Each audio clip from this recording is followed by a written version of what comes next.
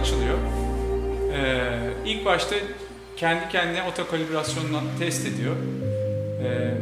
Bu esnada bir sıkıntı varsa hata kodunu getiriyor. Şu anda bu işlem bittiğinde cihaz çalışmaya hazır olacak. Şu an frekansını ayarladı ve cihaz hazır.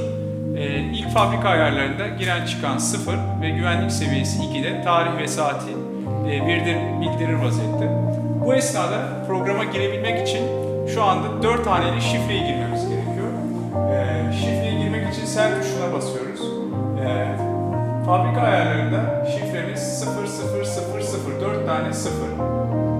4 tane 0'ı girdikten sonra menüdeyiz. Burada iki ana kısım geliyor. Bir ayarlar, bir de istatistikler. Ayarlar kısmına girdiğinizde öncelikli olarak eğer Türkiye'de kullanacaksak dilini Türkçe'ye almak olacaktır. Bunu da language kısmına giderek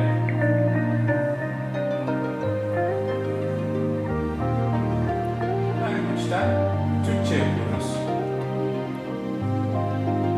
Şu anda menümüz Türkçe'ye döndü. Ayarlar ve istatistikler. Ayarlar menüsü ilk gireceğimiz menü. Ayarlar menüsüne girdiğimizde kapıyı kurduktan sonra en önemli olay güvenlik düzeyini istediğimiz kısmı ayarlamak. Güvenlik düzeyi 0 en hassas ayardır. 246 ise en kaba ayardır. Biz mevcut mekanın hassasiyetine göre uygun güvenlik düzeyini ayarlıyoruz. Bu 50 olabilir, 60 olabilir standart bir yer için. Hapishane için 0 olabilir. Burada 60'ı manuel olarak ayarlarsak bütün zonlara 60 değerini atayacaktır. Ama biz bunu daha da değişik bölgesel olarak ayarlayabiliriz. Bölgesel olarak ayarlamak için yine hemen bölge 1 şöyle göstereyim. Tamam.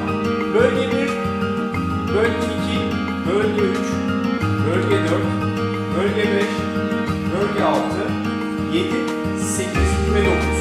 Bu bölgelerin ayrı ayrı hassasiyetlerini ayarlamak mümkün. Yani biz diyelim ki orta bölgesinde metal olan, yani kemer, anahtar, bozuk para gibi nesnelerin olduğu bir yerde bu kısmın hassasiyetini düşürebiliriz.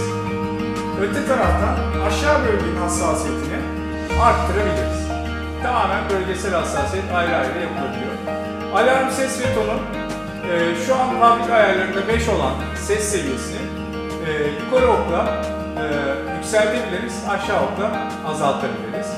Yine tonu değişik tonlarda, 9 tonda ayarlamak mümkün.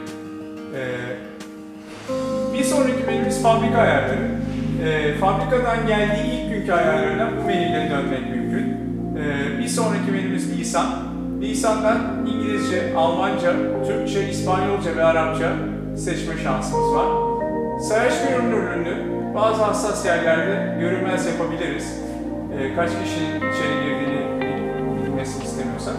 Ortam gürültü düzeyi menümüze girdiğimiz zaman bu cihazı en uygun yere kurmak istediğimizde bu menüden faydalanıyoruz. Şu an dijital bir ölçüm aleti gibi ortamın manyetik alan gürültü seviyesini ölçebiliyoruz. Bu bir örnek olarak bir silah bozucu bir etki yaratır. Bunun hassasiyetini bakın ekranda gördüğünüz biçimde bir anda en yükseğe vuruyor ve bu bozucu etkiyi cihazın içinden çıkarttığımız zaman tekrar cihaz stabil çalışma koşuluna geliyor. Yani biz cihazı en doğru lokasyonda kurmak için bu menüden faydalanabiliyoruz. Ne kadar 0-0'a yakınsa bizim için en ideal kurma yeridir.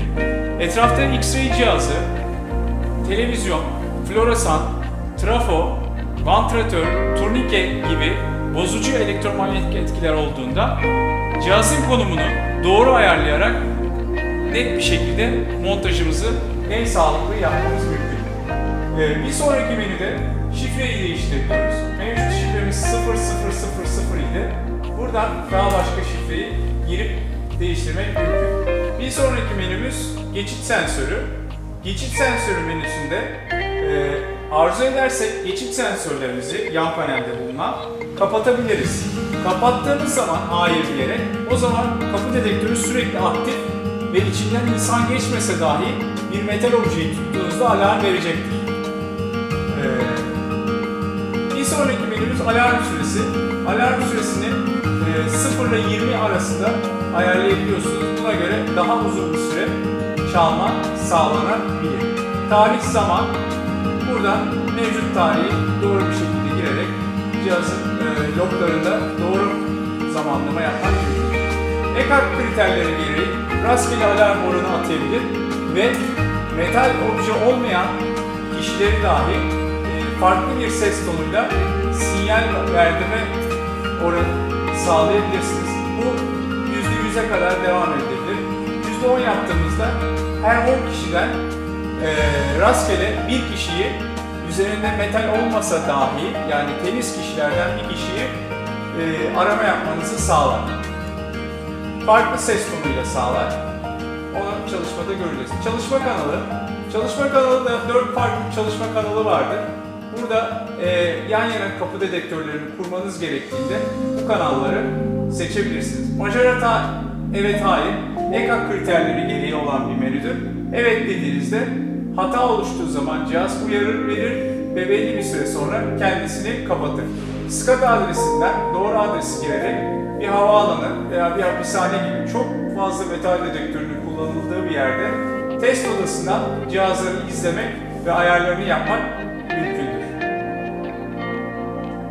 Devam ediyoruz. Bir sonraki menümüz panel görünürlüğü.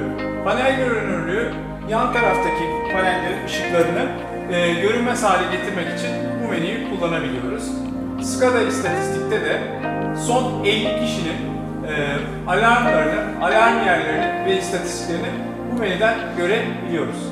Ana menüde ayarlar kısmını bitirdik. Şimdi istatistikler kısmına geçiyoruz. İstatistikler kısmında da alarm sayacı, giren çıkan kişi sayacı, alarm oranı, çalışma zamanı, toplam çalışma zamanı burada ECAC kriterleri gereği görülebilir. Menü ayar